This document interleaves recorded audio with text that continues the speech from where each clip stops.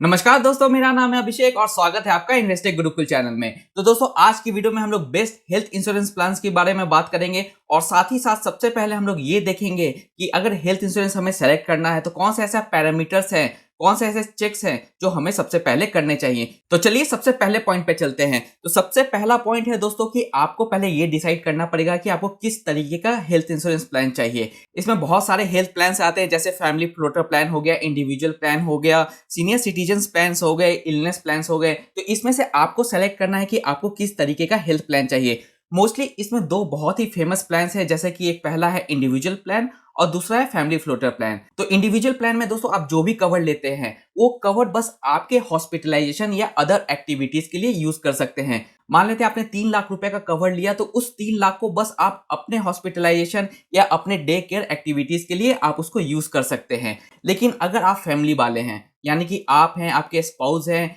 एक या दो किड है, तो मेरी राय ये रहेगी कि आप प्लीज फैमिली फ्लोटर प्लान के साथ ही जाया करें। क्योंकि फैमिली फ्लोटर प्लान में दोस्तों आप जो भी कवर लेते हैं और उस पॉलिसी में जिस भी फैमिली मेंबर्स को इनरोल करवाते हैं, तो उस पर्टिकुलर कवर को आपके फैमिली मेंबर्स शेयरिंग बेसिस पे यूज कर सकते हैं। लेकिन यहाँ पर एक बात नोट करने की और है कि अगर आप फैमिली फ्लोटर लेते हैं तो उसमें आप अपने पेरेंट्स को प्लीज इंक्लूड ना करें और आप अपने पेरेंट्स के लिए सेपरेट कवर लें। क्योंकि दोस्तों आप जब भी फैमिली फ्लोटर प्लान लेते हैं तो उस फ्लोटर प्लान में जो भी सबसे एल्डेस्ट पर्सन होता है जो कि इनरोल करते हैं, उसी के एज के ऊपर में जो प्रीमियम है वो डिसाइड किया जाता है। इसलिए अगर आप अपने फैमिली फ्लोटर में आपके पेरेंट्स को भी इंक्लूड कर लेंगे तो उनका एज जाहिर सी बात है बहुत ज्यादा होगा, तो आपका प्रीमियम भी बहुत ज्यादा निकल के आएगा। इसलिए अगर आपके पास में पेरेंट्स है या सीनियर सिटीजन पेरेंट्स हैं तो उनके लिए हमेशा सेपरेट हेल्थ इंश्योरेंस कवर लिया करें। दूसरा पैरामीटर या तो पॉइंट आता है policy premium and some insured. दोस्तों आप जब भी कोई पॉलिसी खरीदे तो पहले तो आप ये चेक करें क्या कि आप जो प्रीमियम पे कर रहे हैं वो मार्केट में कितना कंपिटिटिव है। लेकिन इसका मतलब ये नहीं कि आप बहुत ही सस्ता प्लान ले लें और इसका मतलब ये भी नहीं कि आप बहुत ही महंगा प्लान ले लें।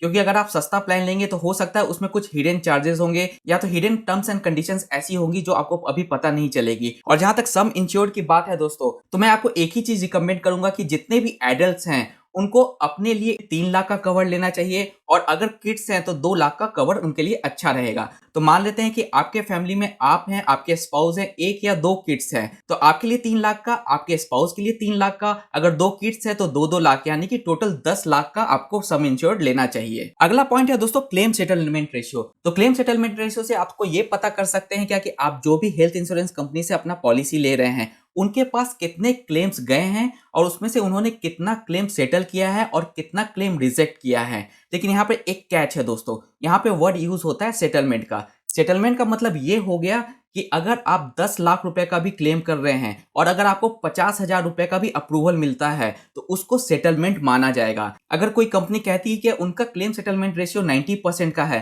तो इसका कतई मतलब नहीं है क्या कि अगर आप 10 लाख रुपए का क्लेम करेंगे तो उससे आपको 9 लाख रुपए आपको अप्रूव हो जाएंगे। इसलिए क्लेम सेटलमेंट रेशियो एक कंपैरेटिव पैरामीटर है और ये सिर्फ कंपैरेटिव एनालिसिस में काम आता है। और जो भी कंपनी का CSR एवं 90% होता है तो वो अच्छा माना जाता है, लेकिन सिर्फ CSR के बेसिस पे आप कोई भी डिसीजन कभी ना लें। अगला पॉइंट आता है इनकर्ड क्लेम रेशियो। इसका सिंपल सा मतलब ये है कि आपकी हेल्थ इंश्योरेंस कंपनी कितना पैसा कमाती है थ्रू प्रीमियम्स और उस कमाए हुए पैसे में से कितना रुपया खर्च करती है एज अ क्लेम। तो एक्सपेंसेस बाय अर्निंग रेशियो को हम लोग इनकर्ड क्लेम रेशियो कहते हैं और ये अगर 70 to 90% का है तो काफी अच्छा है। लेकिन अगर 90% या 100% से ऊपर है तो इसका मतलब ये है कि वो कंपनी जितना कमा नहीं रही है उससे ज्यादा तो वो खर्च कर रही है, तो उसका फ्यूचर हम लोग कैसे मान सकते हैं क्या कि अच्छा रहेगा। अगले पॉइंट पे पढ़ने से पहले दोस्तों आप लोगों से एक रिक्वेस्ट है कि अगर आप मेरे चैनल पे नए हैं तो प्लीज इस चैनल को सब्सक्राइब करना ना भूले और अगर आपको ये एजुकेशनल वीडियो अच्छा लग रहा है और इसी तरीके के एजुकेशनल वीडियोस चाहिए तो इस वीडियो को लाइक करना ना भूले। और बढ़ते हैं अगले पॉइंट की ओर। अगला पॉइंट है दोस्तों cashless facility at your location. दोस्तों बहुत सी कंपनीज है जो क्लेम करती है क्या कि उनके नेटवर्क में 7,000 कैशलेस फैसिलिटी है, 10,000 हॉस्पिटल्स के कैशलेस फैसिलिटी है।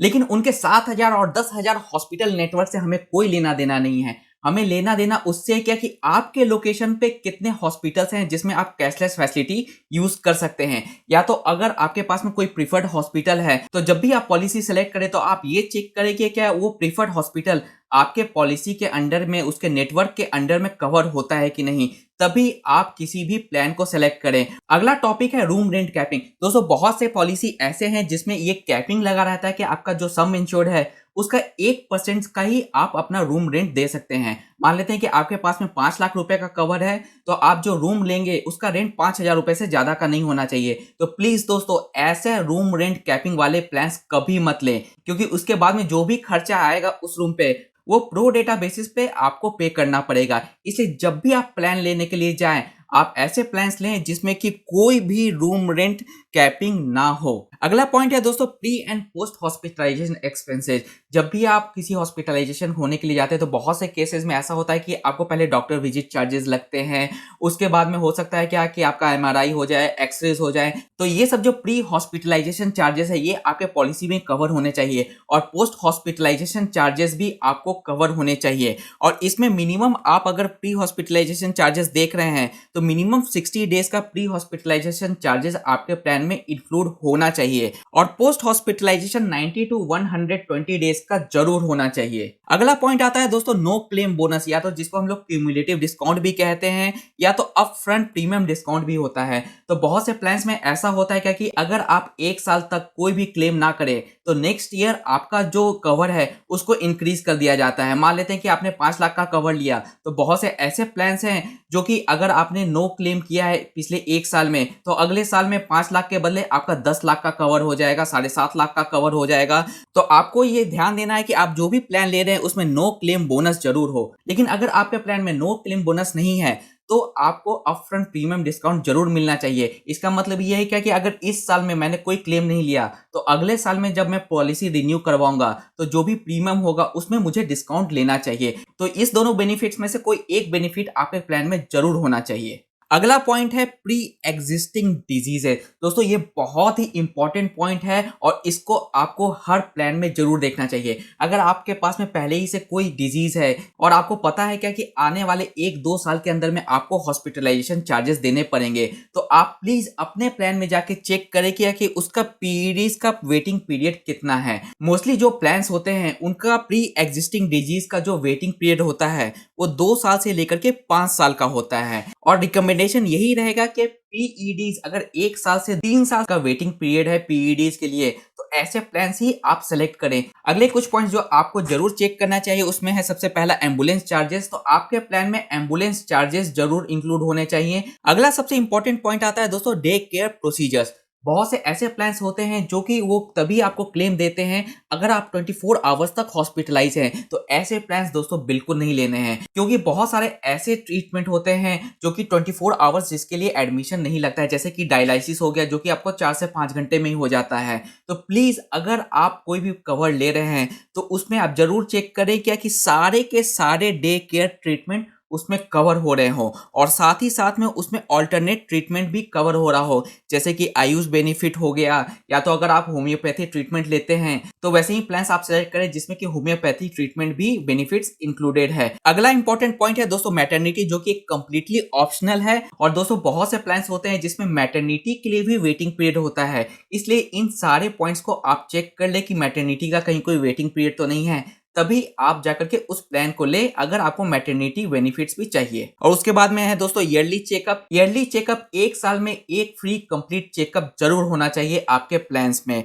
और अगला होता है सबसे इंपॉर्टेंट होता है को पेमेंट का। दोस्तों बहुत से ऐसे प्लान्स होते हैं जिसमें कि जो भी इंश्योरर होता है वो 80% पे करता है, आपको 20% पे करना पड़ता है। तो ऐसे प्लान्स को हम लोग को पे प्लान्स कहते हैं। तो आपको ऐसा प्लान बिल्कुल नहीं लेना है जिसमें को पेमेंट भी हो। आपको ऐसे ही प्लान्स लेना है जिसमें कि इंश्योरर सारे के सारे खर्चे को बियर कर रहा हो। अगला मोस्ट इंपॉर्टेंट पॉइंट आ गया दोस्तों, रेस्टोरेशन बेनिफिट। बहुत से प्लान्स ऐसे होते हैं दोस्तों कि अगर आपने 5 लाख का कवर लिया और इस साल में आपने 3 लाख रुपए का खर्चा कर दिया, तो आपके पास में अब पूरे साल के लिए खर्चा करने के लिए बस 2 लाख बचे हैं। तो इन दैट केस बहुत से प्लान्स या ऑलमोस्ट अब सारे प्लान्स ऐसा करने लगे हैं कि जब भी आप अपना पहला ट्रीटमेंट लेंगे, हॉस्पिटलाइजेशन लेंगे, और जो भी खर्चा आएगा, मान लेते हैं 5 लाख में से 3 लाख रुपए का खर्चा आ गया, तो बचा हुआ जो 2 लाख है उसको भी वापिस से रिस्टोर कर दिया जाता है 5 लाख पे।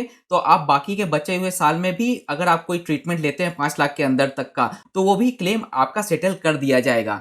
इसलिए आप जब भी कोई प्लान लेने जाएं तो उसके रेस्टोरेशन बेनिफिट्स को जरूर देखें। और अगर आप सुपर टॉपअप और टॉप अप फैसिलिटी को भी देख रहे हैं तो प्लीज हमेशा आप सुपर टॉप अप फैसिलिटी को ही सिलेक्ट करें। तो ये थे दोस्तों कुछ पॉइंट जिसको कि पॉलिसी लेने से पहले आपको जरूर चेक करना है, जरूर कंपेयर करना है दूसरे पॉलिसीज के साथ में। लेकिन ये आपके ऊपर में कंप्लीटली डिपेंड करता है, हर इंडिविजुअल के ऊपर में कंप्लीटली डिपेंड करता है कि उनकी क्या रिक्वायरमेंट है और उनको कैसा प्लान सूट हो रहा है। लेकिन मुझे जो पर्सनली प्लान बहुत पसंद है मेरे फैमिली के लिए वो मैं आपके साथ में शेयर करता हूँ। तो दोस्तों आप स्क्रीन पे देख सकते हैं कि मेरे जो दो फेवरेट प्लान है उसमें से पहला आता है हेल्थ रीएश्योर प्लान जो कि नीवा हेल्थ इंश्योरेंस का है, और दूसरा आता है लाइफ टाइम हेल्थ प्लान जो कि आता है मणिपाल सिग्ना का। ये दोनों काफी बेहतरीन प्लान्स हैं जिसको कि आपको भी चेक करना चाहिए। इस दोनों का CSR देखें तो एबव 90% का है जो कि काफी अच्छा है। रूम रेंट लिमिट कोई भी नहीं है, कोई भी कैपिंग नहीं है।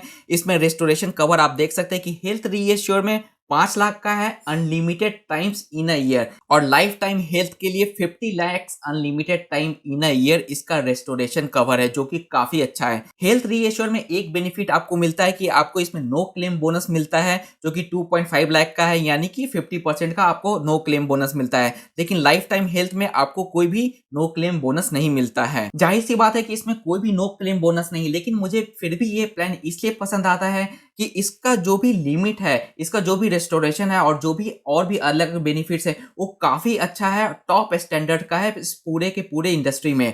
और आगे देखें तो कैशलेस हॉस्पिटल्स भी इन दोनों के काफी ज्यादा हैं। को पेमेंट का ऑप्शन इन दोनों में नहीं है। प्री हॉस्पिटलाइजेशन और पोस्ट हॉस्पिटलाइजेशन बहुत ही अच्छे नंबर ऑफ डेज का है। डे केयर ट्रीटमेंट भी इसमें ऑल डे केयर ट्रीटमेंट आपको कवर किया जाता है। हॉस्पिटलाइजेशन एट होम भी आता है। एम्बुलेंस चार्जेस भी इंक्लूडेड है इस दोनों में। पीईडीज के लिए जो वेटिंग पीरियड है लाइफ टाइम जो हेल्थ प्लान है उसका सिर्फ और सिर्फ 2 साल का है जो कि बहुत ही ज्यादा मैग्निफिसेंट है। और जो हेल्थ रीएश्योर है उसका पीईडीज का जो वेटिंग पीरियड है वो 3 साल का है। तो ये आपके ऊपर में डिपेंड करता है कि आपको कौन सा प्लान सेलेक्ट करना है। दोनों प्लान में कोई भी मैटरनिटी कवरेंस नहीं होता है। अगर आपको कवर लेना है मैटरनिटी का तब आप दूसरे प्लान को चेक कर सकते हैं। और एडिशनल फीचर्स की बात करें तो दोनों में फ्री हेल्थ चेकअप आपको प्रोवाइड किया जाता है वंस इन अ ईयर जो कि बहुत ही अच्छी बात है। ऑल्टरनेटिव मेडिसिन आयुष भी दोनों में प्रोवाइड किया जाता है। और हेल्थ रीएश्योर में दोस्तों आपको डिस्काउंट ऑन रिन्यूएबल भी आता है, up to 30% on discount on renewable premium जो कि काफी अच्छी बेनिफिट है। तो दोस्तों ये थे प्लान्स जो मुझे पसंद है, लेकिन ये आपको सेलेक्ट करना है क्या कि आपके क्राइटेरिया के अंदर में कौन सा प्लान आपको अच्छा लगता है। तो आशा करता हूँ दोस्तों आज का वीडियो आपको इन्फॉर्मेशनल लगा होगा और काफी ज्यादा नॉलेजेबल भी लगा होगा। तो इसी तरीके के इन्फॉर्मेशनल और नॉलेजेबल वीडियोस के लिए हमारी टीम के साथ में जुड़े रहें। तब तक के लिए दोस्तों खुश रहें, स्वस्थ रहें एंड कीप इन्वेस्टिंग। जय हिंद।